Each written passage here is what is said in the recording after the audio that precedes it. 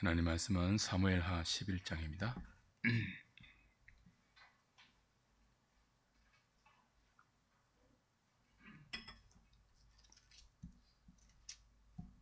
구약성경 478페이지 사무엘하 11장 1절부터 27절까지입니다. 제가 한 절, 여러분이 한 절 교독합니다. 그 해가 돌아와 왕들이 출전할 때가 되매 다윗이 요압과 그에게 있는 그의 부하들과 온 이스라엘 군대를 보내니 그들이 암몬 자손을 멸하고 랍바를 에워쌌고 다윗은 예루살렘에 그대로 있더라.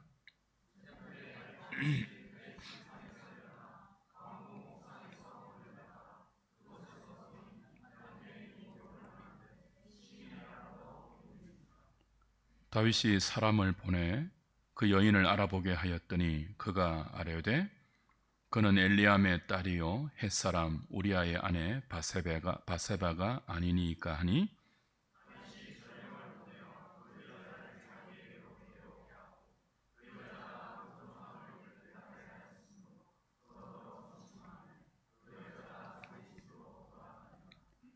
그 여인이 임신함에 사람을 보내 다윗에게 말하여 이르되 내가 임신하였나이다 하니라.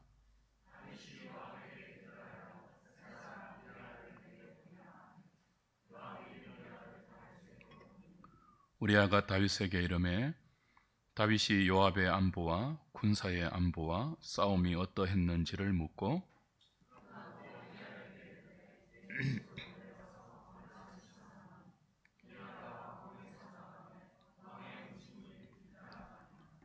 그러나 우리아는 집으로 내려가지 아니하고 왕궁 문에서 그의 주의 모든 부하들과 더불어 잔지라.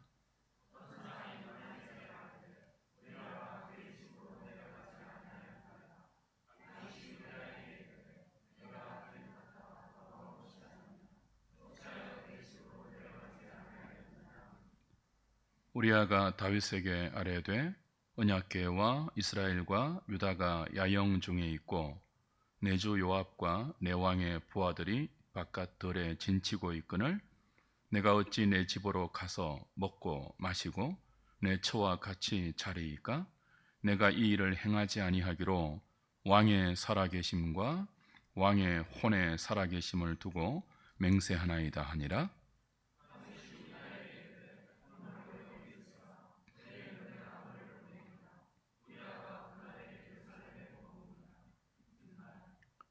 다윗이 그를 불러서 그로 그 앞에서 먹고 마시고 취하게 하니 저녁 때에 그가 나가서 그의 주의 부하들과 더불어 침상에 눕고 그의 집으로 내려가지 아니하니라.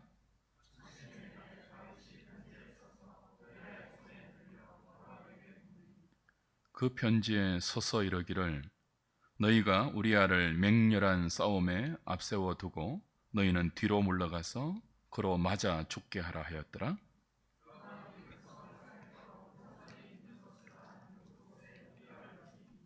그 성 사람들이 나와서 요압과 더불어 싸울 때에 다윗의 부하 중 몇 사람이 엎드러지고 햇사람 우리아도 죽으니라.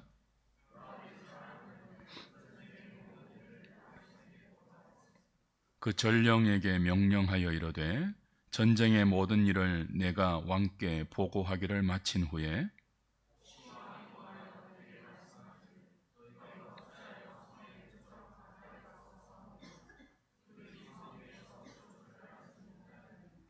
유룹베셋의 아들 아비멜렉을 쳐 죽인 자가 누구냐? 여인 하나가 성에서 맷돌 윗짝을 그의 그 위에 던짐에 그가 베데스에서 죽지 아니하였느냐? 어찌하여 성에 가까이 갔더냐 하시거든 내가 말하기를 왕의 종 햇사람 우리아도 죽었나이다 하라.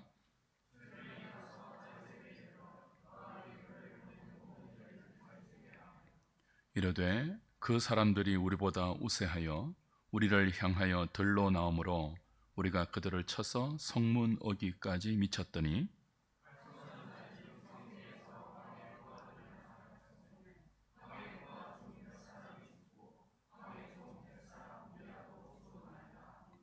다윗이 전령에게 이르되 너는 요압에게 이같이 말하기를 이 일로 걱정하지 말라.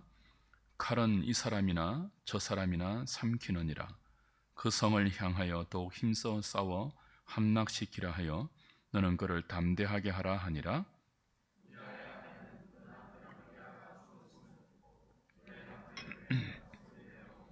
같이 봅니다. 그 장례를 마침에 다윗이 사람을 보내 그를 왕궁으로 데려오니 그가 그의 아내가 되어 그에게 아들을 낳으니라. 다윗이 행한 그 일이 여호와 보시기에 악하였더라. 아멘.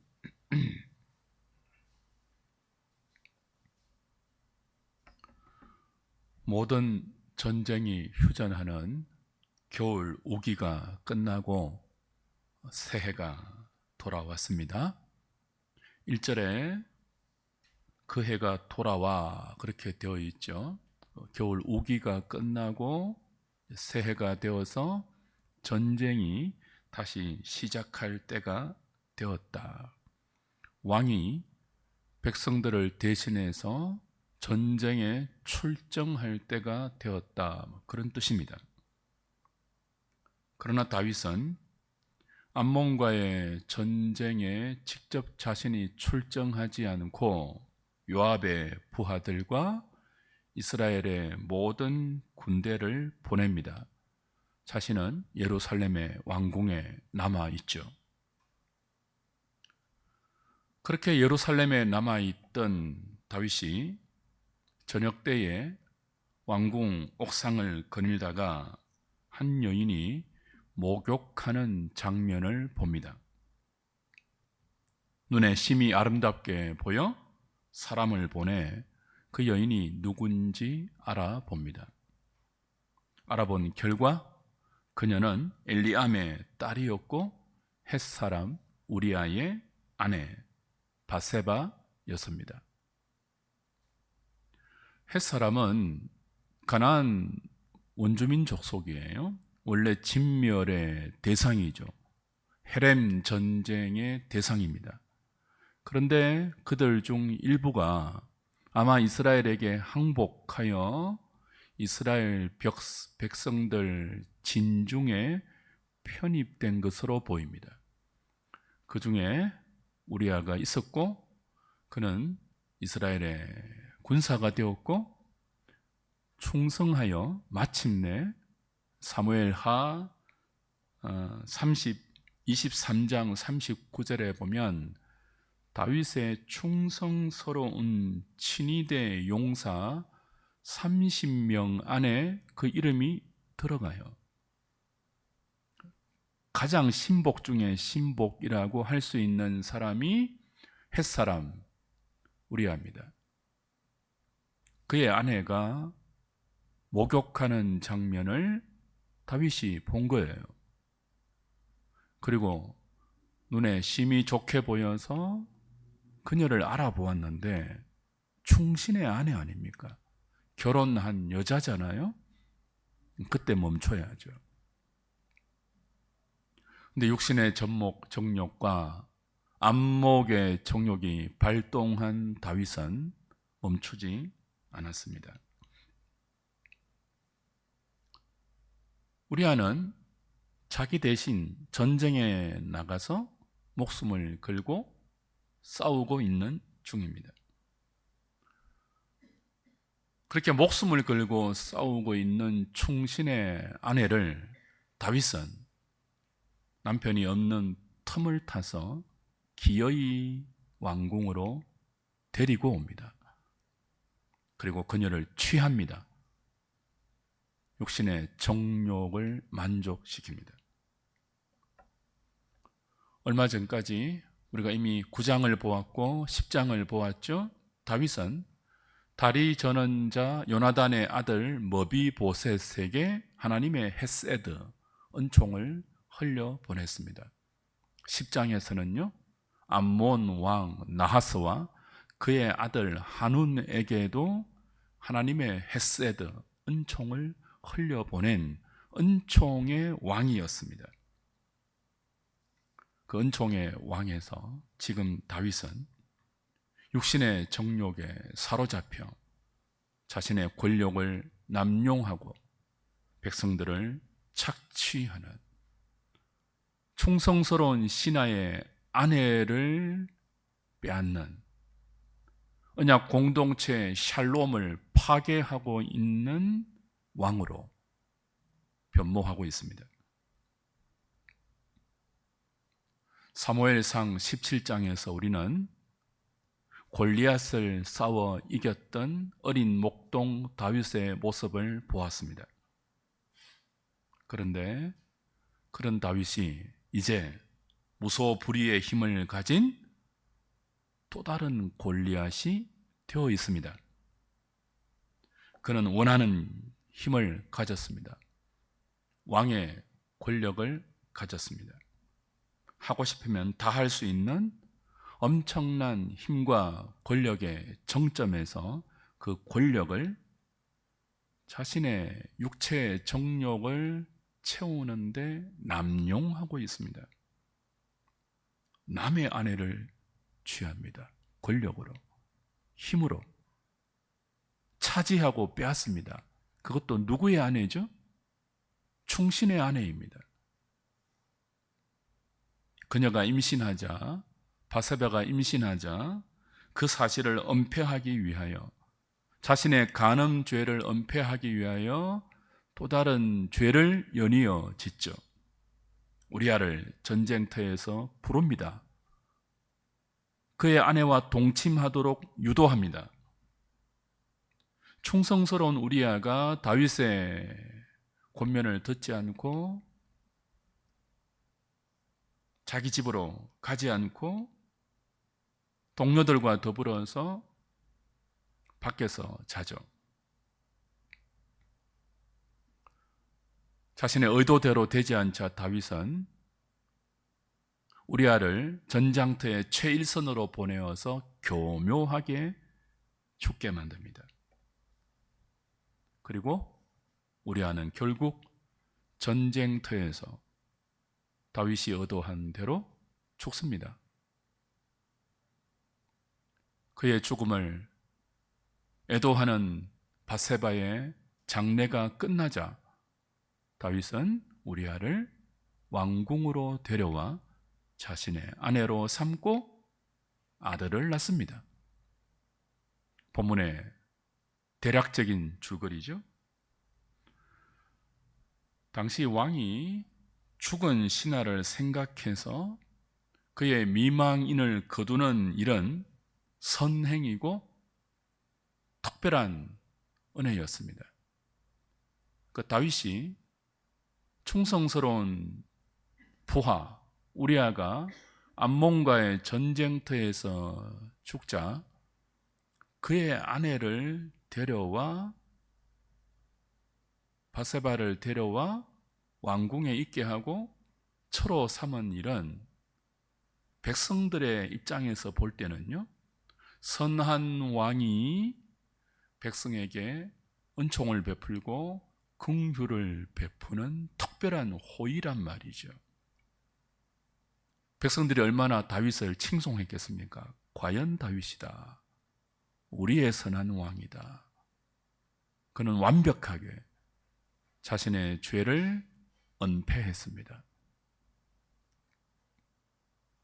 25절을 보면, 오늘 본문 25절을 보면 다윗이 요압에게 전령을 보내면서 이렇게 말합니다. 25절 다시 보세요. 다윗이 전령에게 이르되 너는 요압에게 이같이 말하기를, 이 일로 우리아가 죽은 일이에요. 이 일로 걱정하지 말라 그래요.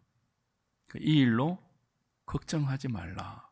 원어를 제대로 번역하면 너는 이 일을 네 눈에 악하게 보지 말라, 그런 뜻입니다.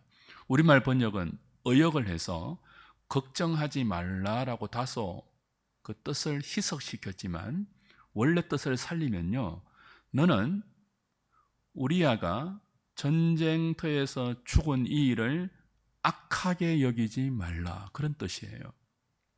그러니까 요압은 알잖아요. 다윗이 요압에게 친서를 주어서 우리아를 죽였단 말이에요. 그 친서에 뭐라고 적혀 있습니까?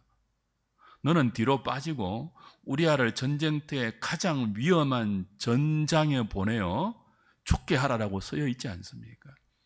그러니까 요압은 다윗이 의도적으로 우리아를 죽이려 한다는 사실을 압니다. 이건 악한 거예요. 어떻게 왕이 자신의 충신을 죽일 수 있습니까? 악한 행위죠. 그런데 다윗이 전령을 통하여 요압에게 뭐라고 전갈합니까? 너는 이 일을 악하게 여기지 말라 그랬습니다. 전쟁터에서는 칼로 죽기도 하고 살기도 하는 당연한 결과이니까 악하게 여기지 말라. 무슨 뜻이에요? 내가 지금 악을 행한 것이 아니라는 뜻입니다. 그 다윗은 자신이 지금 공동체의 샬롬을 깨뜨리고 하나님이 주신 헤세드의 은총을 백성에게 흘려보내는 은총의 왕에서 독재의 왕으로 변모한 사실을 깨닫지 못하고 있습니다. 충신의 아내를 취하고 그 죄를 엄폐하기 위해서 우리아를 죽인 이 일을 악한 일로 생각하지 않고 있다고요. 그리고 잘 덮었다고 안심하고 있죠. 아무도 모르게 백성들은 칭송하고 있으니까요. 그러나 하나님은 속일 수 없죠. 27절 마지막 27절 다시 보십시오. 그 장례를 마침에 우리아의 장례를 마침에 다윗이 사람을 보내 그를 왕궁으로 데려오니 그는 바세바입니다. 그가 그의 아내가 되어 그에게 아들을 낳으니라. 다윗과 바세바가 간음하여서 잉태한 그 아들을 이제 낳는 거예요. 모든 것이 완벽하게 숨겨지고 바세바는 다윗의 합법적인 아내가 되고 그들이 불륜으로 잉태한 아들은 합법적인 다윗의 왕자가 되는 합법의 테두리 안에서 모든 것이 잘 마무리되는 것처럼 보입니다. 그러나 마지막은 이렇게 진술하죠. 다윗이 행한 그 일이 여호와 보시기에 악하였더라.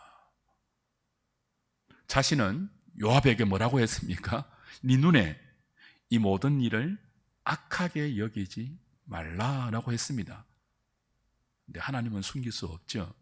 하나님은 어떻게 평가하신다고요? 다윗이 행한 그 모든 일이 악하였더라라고 평가합니다. 뻔뻔하지 않습니까? 작은 죄가 아니에요. 사소한 실수가 아니에요. 간음했습니다. 권력을 가지고요. 위력적인 성범죄를 했다고요. 그걸 덮기 위해서 살인했습니다. 다윗이 범한 죄는요,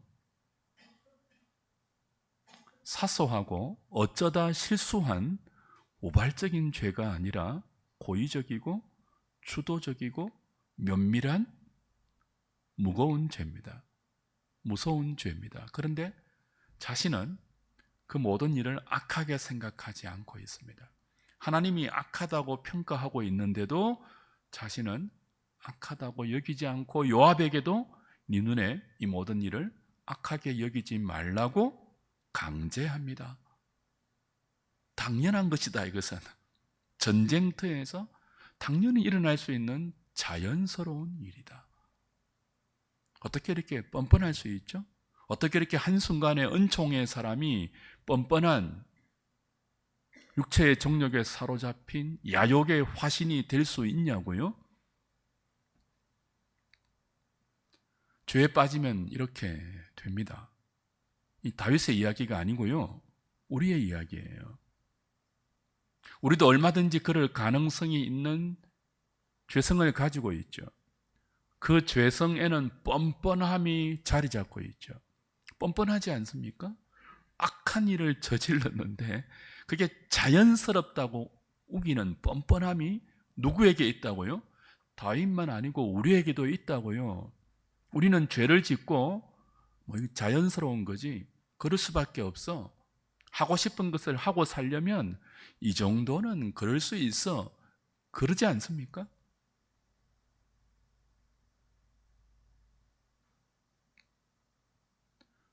어떻게 다윗이 이렇게 죄에 빠지고 뻔뻔한 태도를 보일 수 있습니까? 본문에서 반복되는 특정한 단어가 있는데 그 반복되는 단어가 여기에 힌트를 제공합니다. 1절 다시 보십시오. 그 해가 돌아와 왕들이 출전할 때가 되매 다윗이 요압과 그에게 있는 그의 부하들과 온 이스라엘 군대를 뭐하니요? 보내니. 그리고 3절 보십시오. 다윗이 사람을 뭐해요? 보내어. 그죠? 그리고 4절 보십시오. 다윗이 전령을 또 뭐하죠? 보내어. 6절입니다. 다윗이 요압에게 기별하여 햇사람 우리아를 내게 보내라 하니 요압이 우리아를 다윗에게로 보내니 보내고 보내니 보냈다 보낸다라는 단어가 자꾸 반복됩니다. 14절도 그렇죠.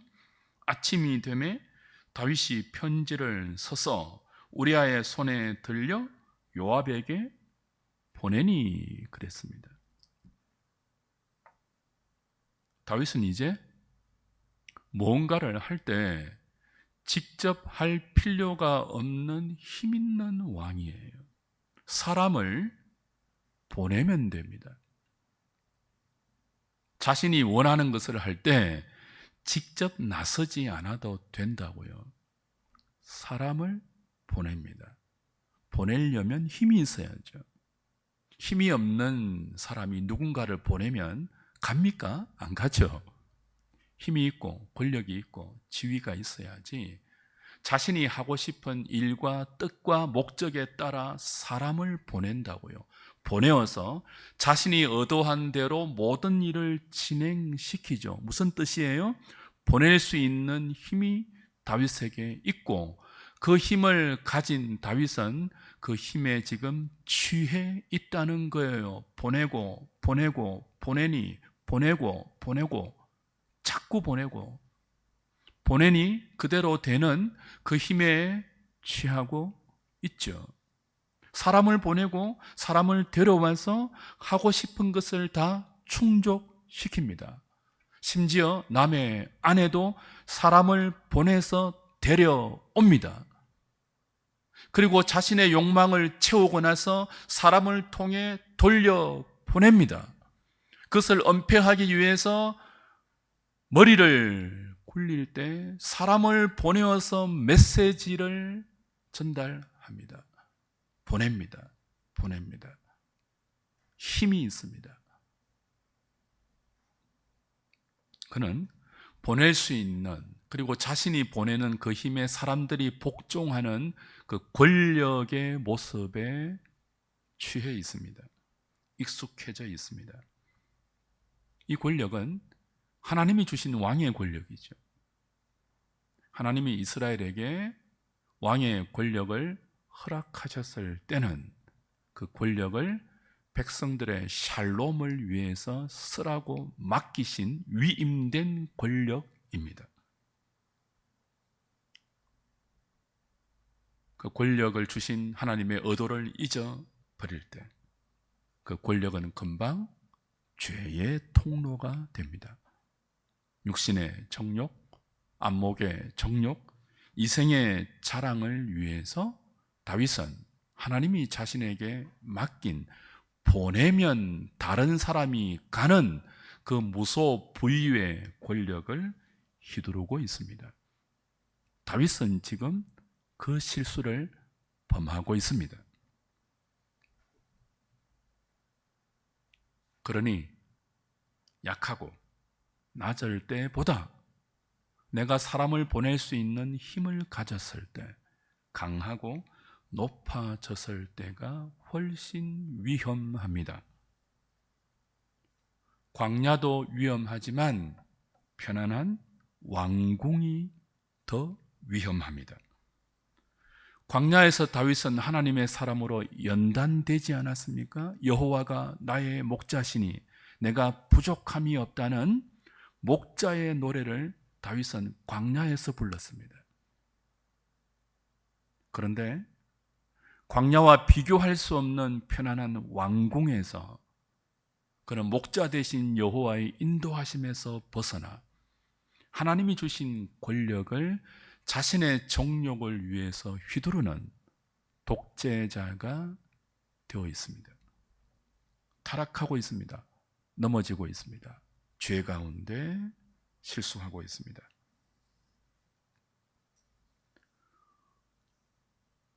다리 저는 자 머비보셋에게 은총을 베풀고 암몬의 왕 나하스와 한운에게 은총을 흘려보냈던 다윗이 어떻게 그 헷세들을 권력을 휘두르는 독재하는 사람으로 변할 수 있습니까? 어떻게 한 사람 안에 이렇게 극명하게 대조되는 다른 두 모습이 보일 수 있죠? 지킬과 하이드.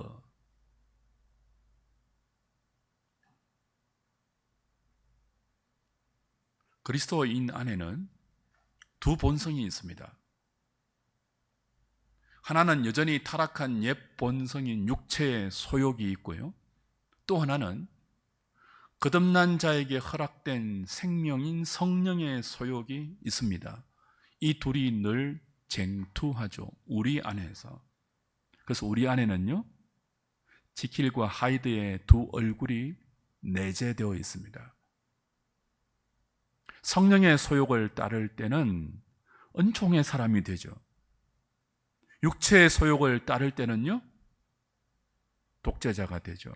그 은총을 하나님이 맡기신 모든 것을 자신을 위해 육체의 정욕과 안목의 정욕과 이생의 자랑을 위해서 남용하는 그런 사람이 되는 것입니다. 현저한 육체의 일을 자기 생에 나타내면서 거짓과 살인과 술수와 손에 피를 묻히고 자기 야욕을 만족시키는 이성 없는 짐승 같은 존재로 전락할 수 있죠. 누가요? 그리스도인이. 성령이 없으면 늘 한결같아요. 그 안에 타락한 죄의 본성만 있으니까 기껏 하나님의 일반 은총으로 억제되는 양심의 활동밖에 없죠. 그러나 거듭난 그리스도인에게는요, 이 강력한 두 디자이어, 강력한 두 소욕이 쟁투하고 있다고요. 강력한 욕망이 우리 안에 갈등을 일으키고 어디를 우리가 선택하느냐에 따라서 전혀 다른 삶의 열매를 보일 수 있는 것입니다.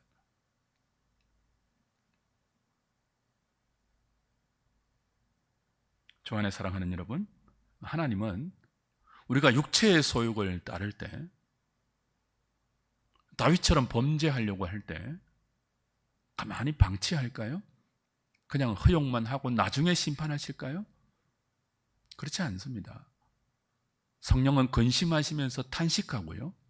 또 하나님은 육체의 소욕을 따르는 자기 백성에게 너 그러지 마라.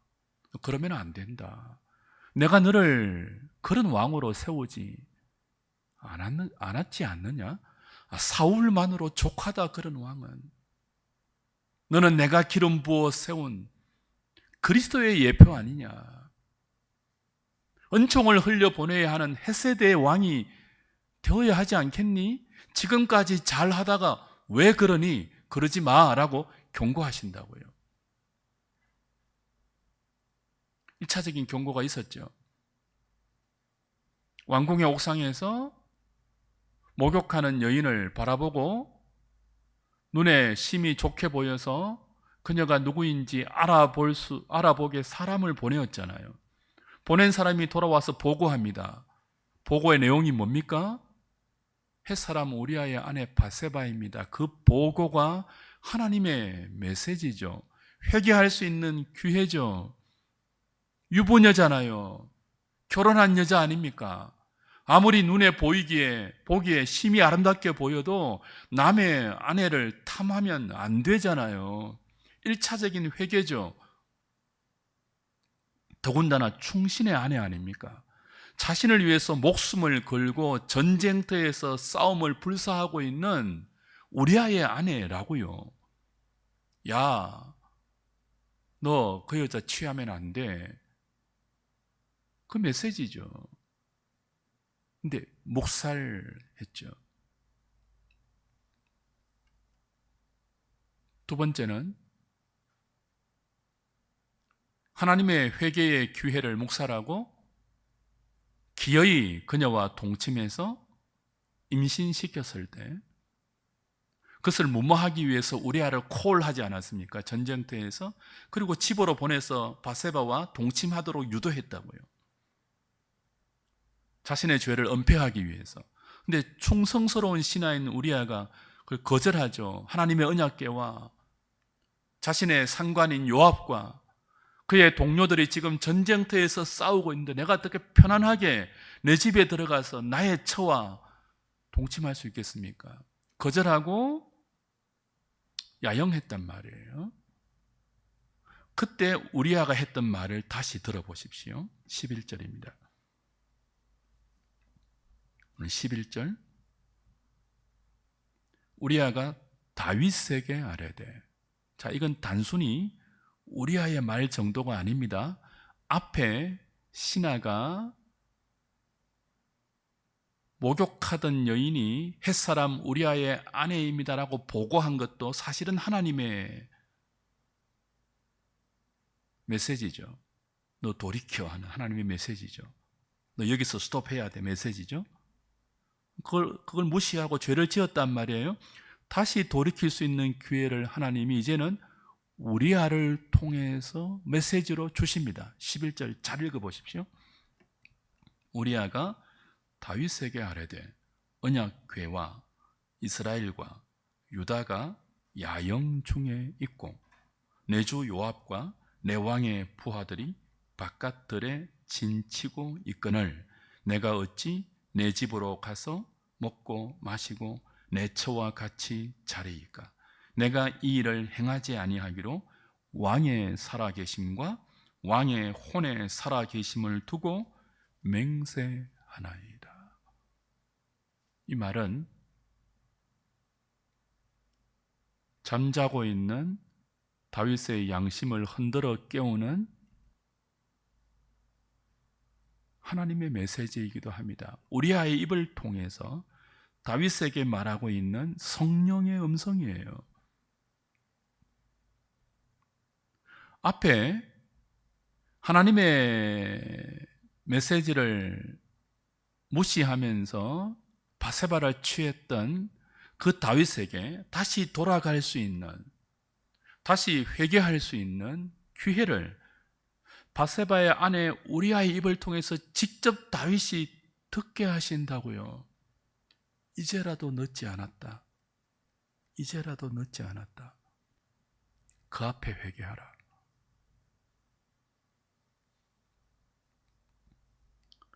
우리아가 왕의 살아계심을 두고 맹세한다고 했습니다. 그렇죠?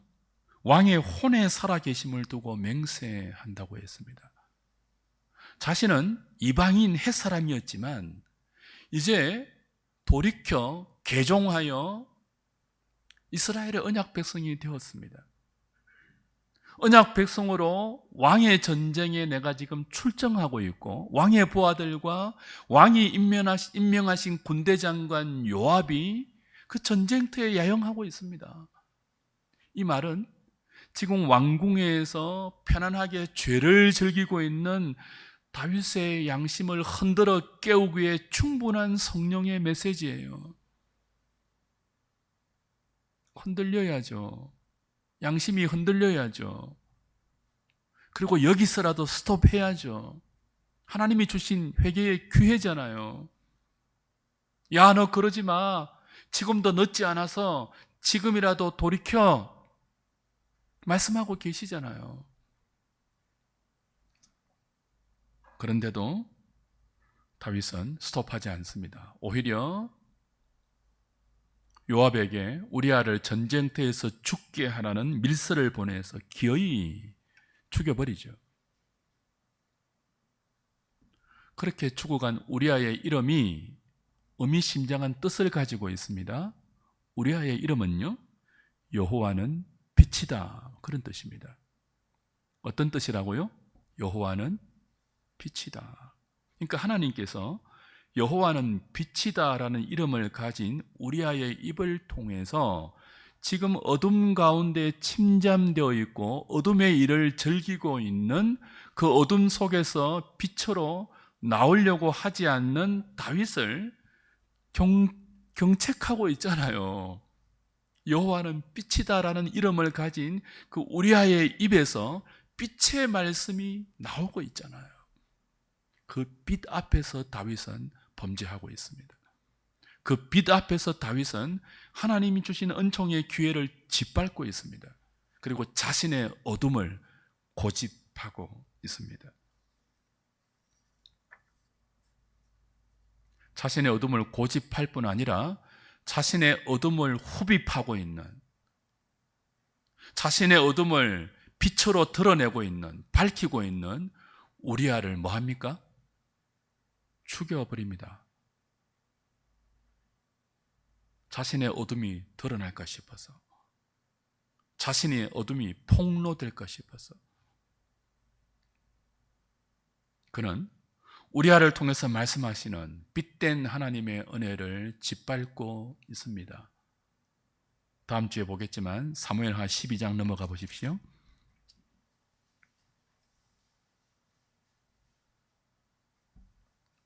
9절입니다.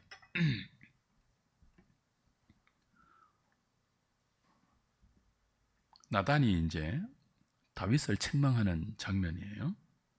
그러한데 어찌하여 하나님께서 나단을 통하여 다윗을 책망합니다. 그런데 어찌하여 내가 여호와의 말씀을 뭐 했다고요? 업신여기고 나 보기에 악을 행하였느냐. 지금 다윗은 하나님을 업신여기고 있다고요. 12절입니다. 12장 10절입니다. 10절. 이제 네가 나를 뭐하고요? 업신여기고 햇사람 우리아의 아내를 빼앗아 네 아내로 삼았은저. 그러니까 다윗이 범한 죄는 하나님을 업신여기고 범한 아주 고의적이고 치명적인 죄입니다. 회개의 기회를 주셨잖아요. 그런데 그 기회를 업신여겼고 기회를 주시는 하나님을 업신여겼습니다.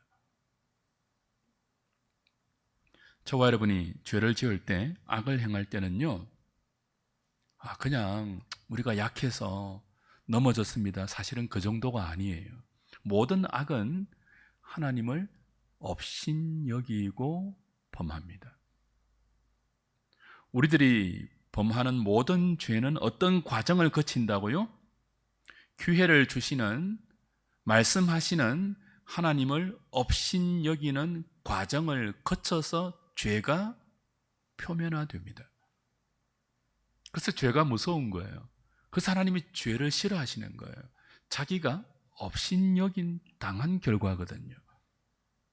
인간에게 하나님이 생명을 주시고 코끝에 호흡을 주신 것은 자신을 업신여기라고 주신 것이 아니거든요. 그 호흡 가지고 하나님의 뜻을 따르고 하나님을 사랑하고 하나님의 은총을 흘려보내고 이 땅을 하나님의 나라로 만들라고 주신 기회거든요. 근데 인간들은 그 하나님의 호의를 업신여기고 죄를 짓고 있고, 다윗도 여기에서 예외가 아닙니다. 우리 안에 있는 어둠의 죄성이 보이는 본성적인 반응이죠. 요한복음 1장 보십시오. 세상이 우리가 하나님이 보내신 은혜를 어떻게 대하는지 보십시오. 요한복음 1장.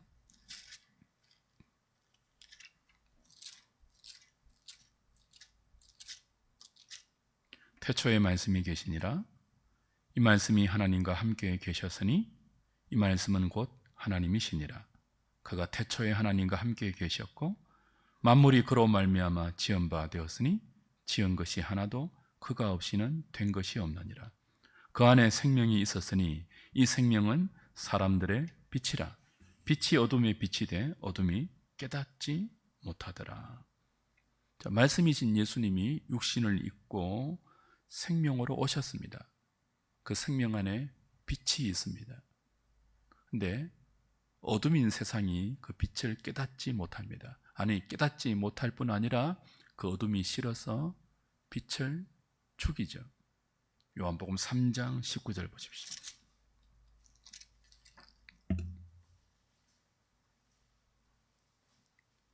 그 정죄는 이것이니 곧 빛이 세상에 왔으되 사람들이 자기 행위가 악함으로 빛보다 어둠을 더 사랑한 것이니라.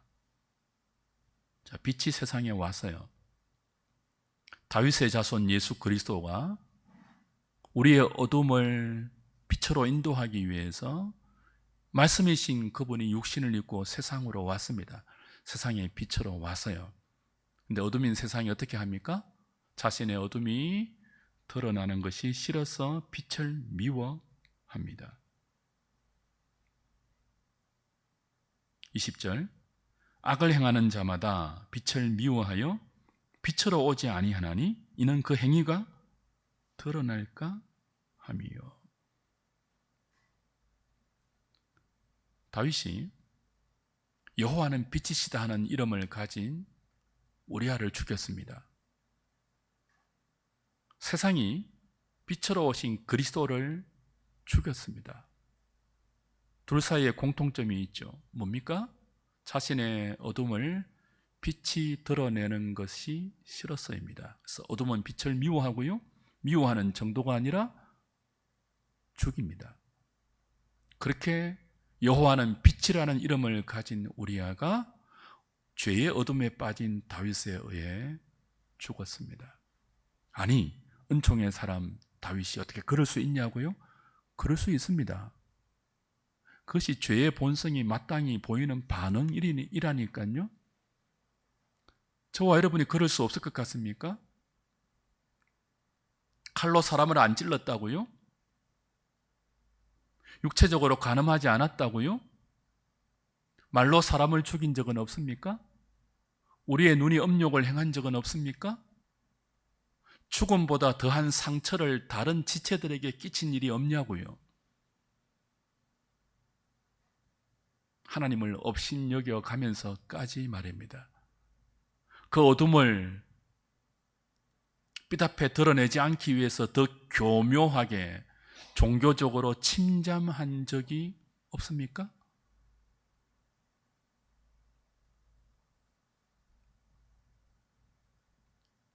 이런 어둠에서 다시 빛으로 돌아가기 위해서는 그냥 되지 않습니다. 처절한 영적 과정을 거쳐야 합니다. 다음 주에 12장에서 살피겠지만 다윗이 이 범죄로 징계를 받죠. 하나님의 징계를 받습니다. 사무엘하 12장 10장으로 넘어가 보십시오. 어떤 징계를 받습니까? 12장 10절로 넘어가 보십시오.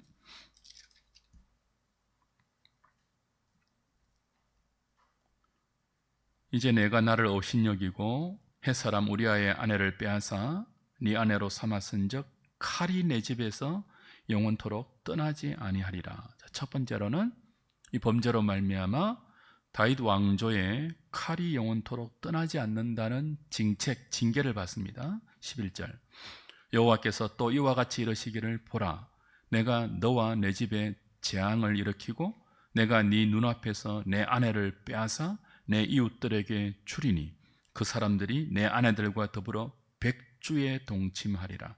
너는 엄밀히 행하였으나 나는 온 이스라엘 앞에서 백주의 이 일을 행하리라 하셨나이다 하니. 14절 이 일로 말미암아 여호와의 원수가 크게 비방할 거리를 얻게 하였으니 당신이 낳은 아이가 반드시 죽으리이다 하고, 세 가지의 징계를 받습니다. 근데 이 세 가지가 전부 엄청난 고통을 동반합니다. 그 왕조에 그 집안에 칼이 떠나지 않습니다.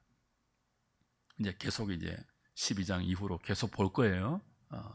이 하나님의 경고가 어떻게 다윗의 현실이 되고 다윗이 그 엄청난 고통을 겪게 되는지를 우리는 이제 확인할 겁니다. 순간의 쾌락, 하나님을 업신여겨 가면서까지 죄를 지으면서 누렸던 그 잠시의 즐거움과 쾌락이 그의 가문과 그의 자손들과 그 나라에 얼마나 큰 고통과 어둠과 상처로 돌아올지를 그가 알았더라면 기회를 주신 하나님을 업신여기지 않았겠죠.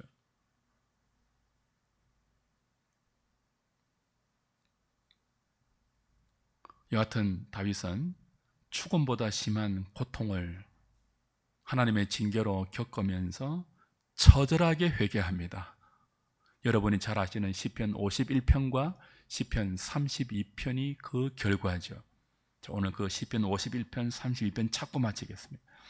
시편 51편.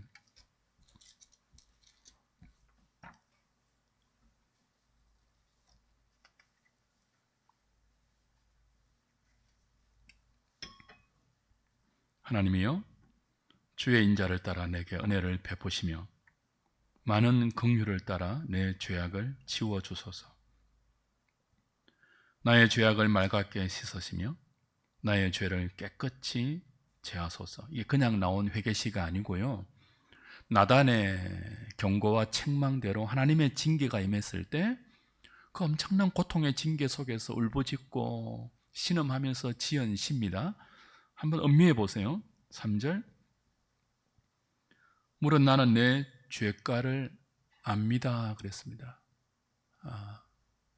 아오니 내 죄가 항상 내 앞에 있나이다. 내가 주께만 범죄하여 주의 목전에 악을 행하여 싸우니, 주께만 범죄했다는 말은 극한 반어법, 강조법이에요. 사람 앞에 범죄했다가 아니라 주님을 업신여기면서 범죄했습니다의 반어적인 강조예요.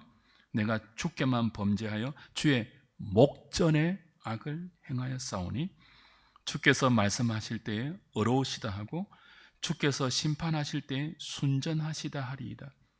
이런 나에게, 주의 목전에서 하나님을 업신여기면서 악을 행한 나에게 주님이 행하신 모든 징책과 심판은 어렵고 정당합니다 하는 고백이죠. 5절.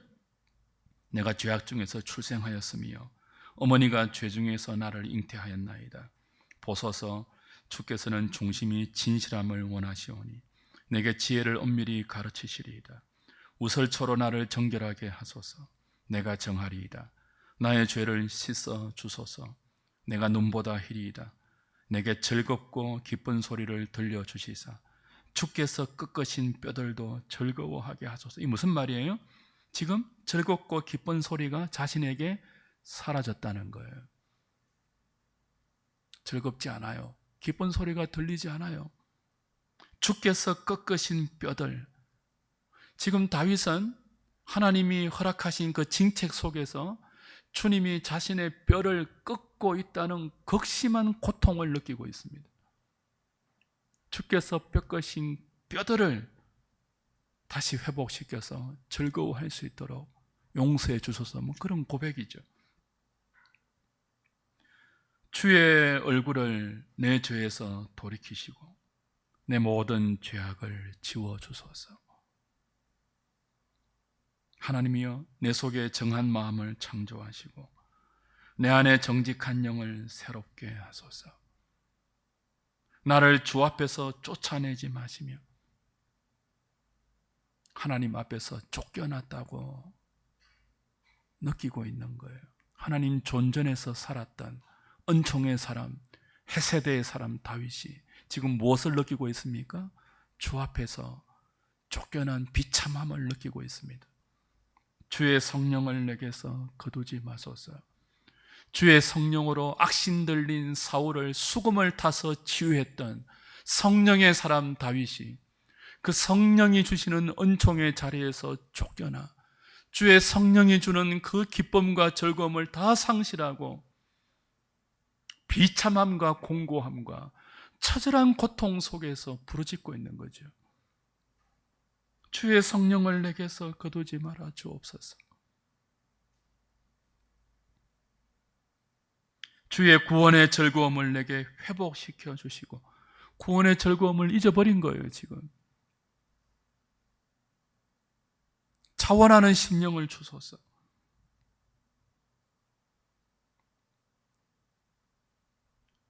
(14절) 하나님이여, 나의 구원의 하나님이여, 피 흘린 죄에서 나를 건지소서. 그리해야 내가 주님을 높일 수 있고 노래할 수 있고 주님을 찬송하고 전파할 수 있겠나이다. 그는 하나님께 죄 용서의 은총을 받기 전에 구원의 즐거움을 잊어버렸습니다. 주께서 자신의 뼈를 꺾어버렸다고 느꼈을 정도로 고통스러웠습니다. 주 앞에서 쫓겨났다고 느꼈습니다. 성령의 역사를 경험하지 못하고 성령이 거두어진 것 아닌가 하는 비참한 영적 공고함을 경험했습니다. 영혼에 만족함이 없었고, 예배를 드려도 도무지 감동이 없었고, 기도해도 하나님께 거절당하였고, 구원의 즐거움은 어느새 사라졌고, 삶의 무거운 고통만이 자신의 양 어깨를 짓눌러서 여름 가뭄에 마른 그런 영혼이 되어 있습니다. 시편 32편도 똑같죠? 보십시오. 시편 32편. 그런 과정을 거쳐서 이제 다윗이 용서를 받는데요, 허물의 사함을 받고 자신의 죄가 가려진 자는 복이 있도다. 마음에 간사함이 없고 여호와께 정죄를 당하지 아니하는 자는 복이 있도다. 내가 입을 열지 아니할 때에 종일 신음함으로 내 뼈가 새하였도다. 그죠? 주의 손이 주야로 나를 누르시오니 내 진액이 빠져서 여름 가뭄에 마름같이 되었나이다. 이런 과정을 거쳤다고요. 회개하기 전에, 용서함을 받기 전에 처절한 고통이 있었죠. 하나님을 업신여기고 죄를 범한 결과입니다. 세상 사람은 이런 고통에 두지 않습니다. 그냥 더러움과 부끄러움과 미친 마음에 내버려 두다가 마지막에 슬피 울며 이래가는 영원한 지옥에 던지지, 이 세상 사는 동안에 세상 사람이 하나님을 업신여기고 죄를 짓는다고 이런 영혼의 고통과 양심의 고통을 주지 않아요. 근데 하나님의 사람은요, 반드시 이런 고통을 주십니다. 그래서 회개하게 만듭니다. 그러니 제가 주일날 말씀드렸죠. 성도의 견인의 은혜를 말씀드리면서, 아니 죄 짓고 회개하면 되지, 그게 안 된다니까요. 그런 문제가 아니에요. 죄는 제발 좀 죄 짓고 회개하면 된다가 아니라고요. 이런 결과를 처절하게 겪어야 한다니까요.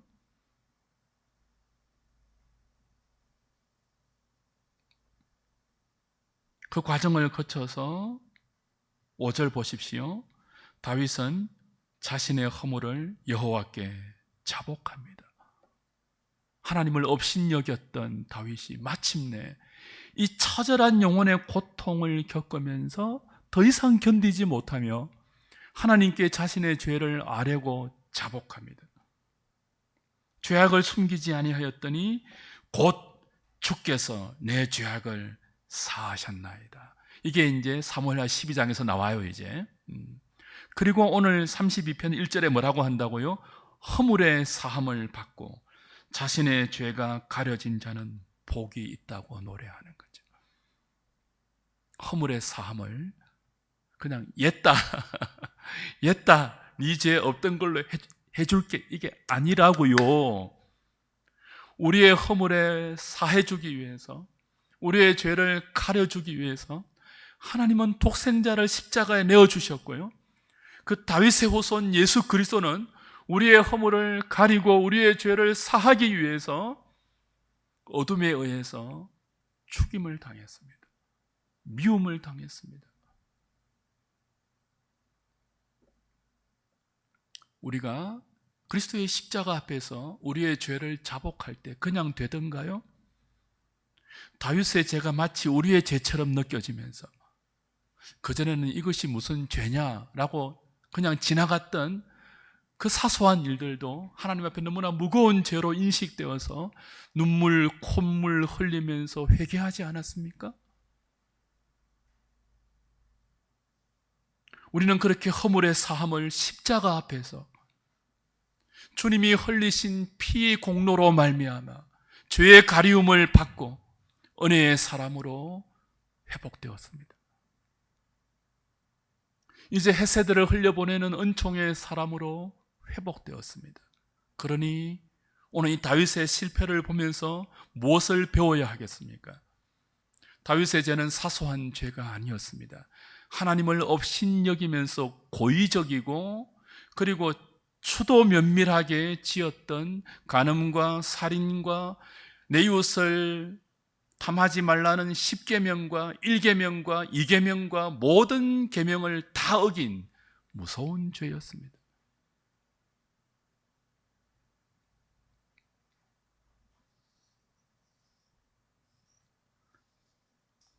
그러나 우리에게는 이 무서운 죄를 짓게 하는 육신의 정욕보다 우리의 죄성보다 더 큰 은혜가 있습니다. 더 큰 하나님의 사랑이 있고 그리스도의 은총이 있고 성령의 역사가 있습니다. 그래서 우리는 우리 자신을 의지하지 말아야 합니다. 어제 받았던 은총에 안주하지 마십시오. 매일 자신은 다윗처럼 넘어질 수 있는 연약한 존재임을 고백하시고 매일 새로운 하나님의 사랑과 그리스도의 은총과 성령의 능력을 목마른 사슴처럼 의지하셔야 됩니다. 우리의 모임은 그런 모임이죠. 주일 지난 후 3일 동안 여러분은 넘어진 적 없습니까? 자신의 연약함을 절감한 적 없습니까? 그러니 어쩌해야 하겠습니까? 더 주님을 불러야죠. 하나님, 주의 은총이 아니면 우리도 다윗처럼 하나님을 업신여기면서 아무렇지도 않고 죄 지을 수 있는 그런 어리석은 존재입니다. 불쌍히 여기시고 다윗을 용서하신 더욱 큰 은혜로 다시 우리를 옷 입혀 주셔서 은혜로 죄를 이기고 은혜로 미련함을 이겨서 죄를 흘려보내는 통로가 아니라 하나님의 은총을 흘려보내는 통로로 우리의 남은 시간을 살게 해 주십시오. 이 저녁에 기도해야 하지 않겠습니까? 교회에 왜 은혜가 없을까요? 우리가 하나님을 업신여기기 때문이에요. 아나니아 삽비라 사도행전 사건 기억하시죠? 성령을 속였던 아나니아 삽비라는 죽었습니다. 근데 지금은요, 하나님이 우리를 다윗처럼 벌하지 않습니다. 아나니아 삽비라처럼 벌하지 않습니다. 어떻게 하십니까? 다윗이 기도했지 않습니까? 성령을 내게서 거두지 말아 주옵소서. 근데 지금 현대 교회는요, 하나님을 업신여기는 성도와 교회들에게 하나님이 어떻게 경고하십니까? 성령의 은총을 거두어 가신다고요. 모여도 은혜가 없어요. 말씀을 듣는데요, 사람들이 움직이지 않습니다. 꿈쩍도 안 해요. 죄를 짓는데요, 꿈쩍도 안 해요. 그래, 말해라 너는. 나는 여기 있을 거야. 돌이키지 않습니다. 성령의 은혜가 없는 모임과 예배와 기도회를 반복하면서도 우리는 심각함을 느끼지 않습니다. 통장의 잔고가 제로가 되고 마이너스가 되면 하나님께 매달릴지 몰라도 여러분의 심령에 성령의 은혜가 느껴지지 않는데도 매달리지 않습니다. 업신여기는 거예요, 하나님을. 여름 가뭄에 강바닥이 바짝 메마르는 것처럼 우리의 심령이 묵은 땅이 되어 있어도 기경하려는 생각을 하지 않습니다. 오늘 이 본문은 그런 우리에게 경고하죠. 너희들 괜찮니? 너희들 괜찮아? 내 음성 듣고 있니? 아니면 업신여기고 있니? 꼭 성령의 은혜를 거두어 가서 너희들의 모임이 바짝 메마른 황폐한 사막처럼 되어야 되겠니? 교회에서 거듭나는 영혼도 없고 성화되어서 변화되는 심령도 없고 완악하게 교회가 다 정치 이데올로기에 함몰되어서 말입니다. 교인들이 그저 이 정치 저 정치 이데올로기에 저리저리 휘둘리고 말입니다. 하나님은 뭐처럼 여기고 말입니다. 성령의 은혜가 어디 있습니까? 안타깝지 않습니까? 이래도 됩니까? 저는 제가 목회하는 동안에 한국교회가 이렇게 쇠퇴할 줄을 몰랐습니다. 이렇게 급작스럽게 메마를 줄 몰랐습니다. 너무 긴장돼요. 이대로 안 됩니다, 여러분. 우리 더 엎드려야 되고요. 더 간절해야 되고요. 더 긴장해야 됩니다. 살려주십시오, 하나님. 다윗처럼 되어 있지 않습니까, 우리가? 몸부림치면서까지 주의 성신을 내게서 거두지 마시고 구원의 즐거움을 회복시켜 달라고 상하고 통회하는 심령으로 부르짖어야 하지 않겠습니까? 우리가 부드러운 사람이 되고 의에 줄이고 목마른 사람이 되고 가난한 심령이 되고 애통하는 사람이 되고 온유한 자가 될 수 있도록 더 간절해야 하지 않겠습니까? 그런 저녁 될 수 있기를 주님의 이름으로 부탁드립니다. 찬송하고 기도하겠습니다.